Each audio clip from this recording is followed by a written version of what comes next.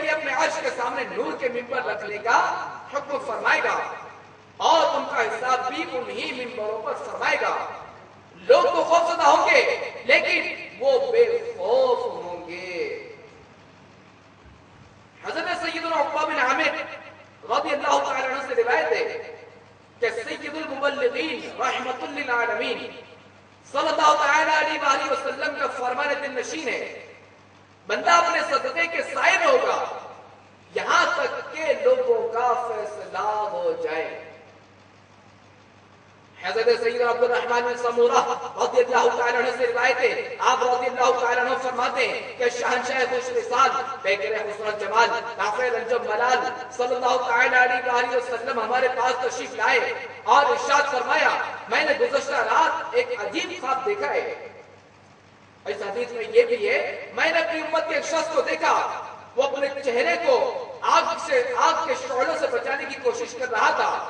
بس اس کا صدقہ آیا اور اس کے سر پر سایہ اور چہرے کے لیے ستر یعنی رکاوٹ بن گیا. تو آئیے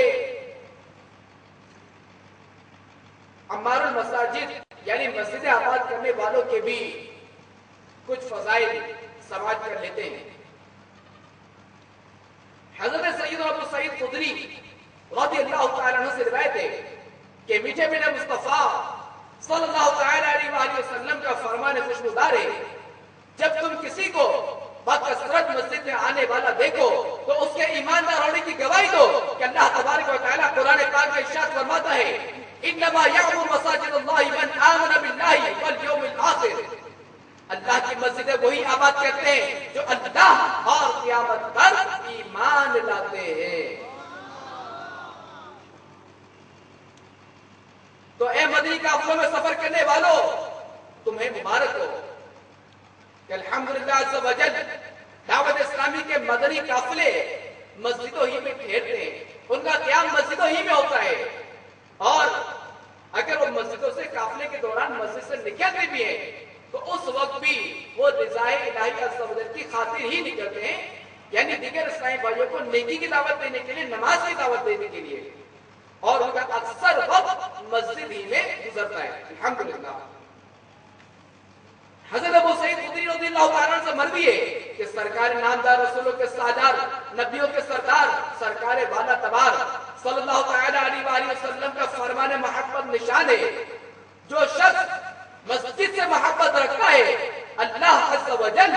اس سے محبت فرماتا ہے. تو جو اسلامی بھائی مسجدوں کو اپنا ٹھکانہ بناتے ہیں اللہ تبارک و تعالی ان سے کتنا خوش ہوتا ہے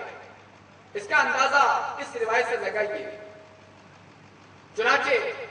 حضرت سیدنا ابو ہریرہ رضی اللہ تعالی عنہ سے روایت ہے کہ رسول اللہ صلی اللہ تعالی علیہ وآلہ وسلم نے ارشاد فرمایا جو مسلمان نماز اور اللہ عز و جل کے ذکر کے لیے مساجد کو اپنا ٹھکانہ بنا لیتا ہے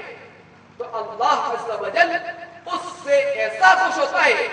جیسے گھر کے لوگ اپنے کسی گھر والے کے واپس آنے پر خوش ہوتے ہیں.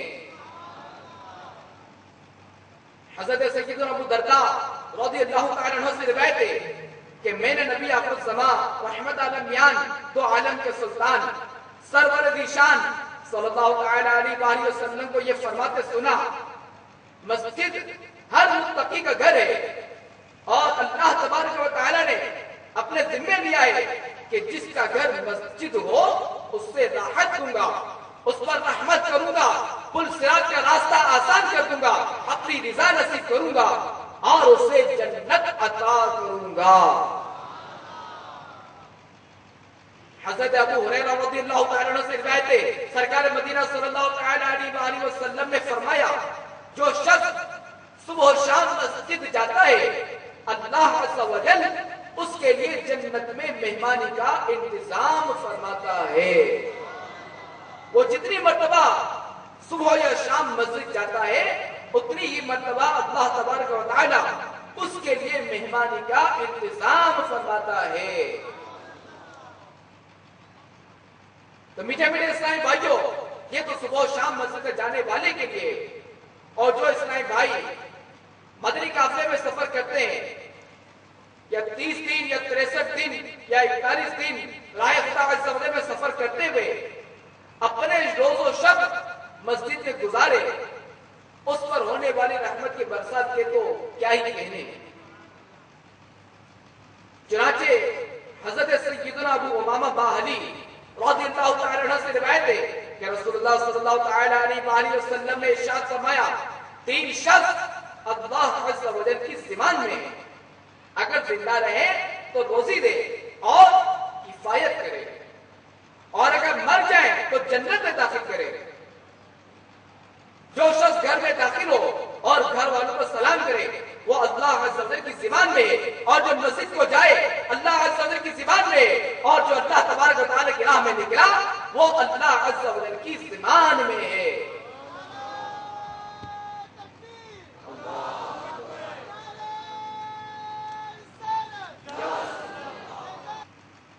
میٹھے میٹھے اسلامی بھائیوں،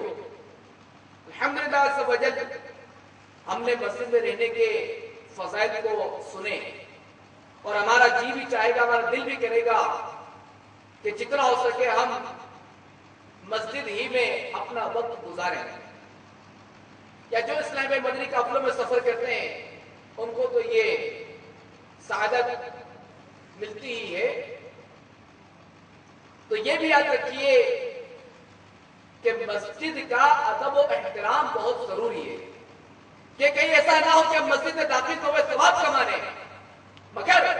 ہنس کھیل کر مسجد کی بے ادبی کرنے کی وجہ سے ساری نیکیاں برباد کر کے اور الٹا گناہوں کا ٹوکرا سر پہ لیے واپس لوٹے ہیں۔ اس لیے ضروری ہے کہ ہم مسجد کے ادب و احترام ملحوظ رکھیں۔ اس لیے مناسب یہی ہے کہ چند باتیں احترام مسجد سے متعلق سیکھ لیں تاکہ ان کو سامنے رکھتے ہوئے ہم یہاں اپنا وقت گزاریں اور مسجد کی بے ادبی سے اپنے آپ کو بچا سکیں۔ یاد رکھیے مسجد کے اندر کھانے پینے اور سونے کی شرعاً اجازت نہیں ہے۔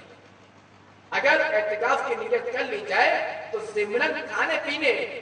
اور سونے کی اجازت ہو جائے گی۔ جب بھی مسجد میں داخل ہو یاد کر کے اعتکاف کی نیت کر لیں، جب تک مسجد میں رہیں گے کچھ پڑھے یا نہ پڑھے انشاءاللہ عز و جل ثواب ملتا رہے گا۔ دیکھا آپ نے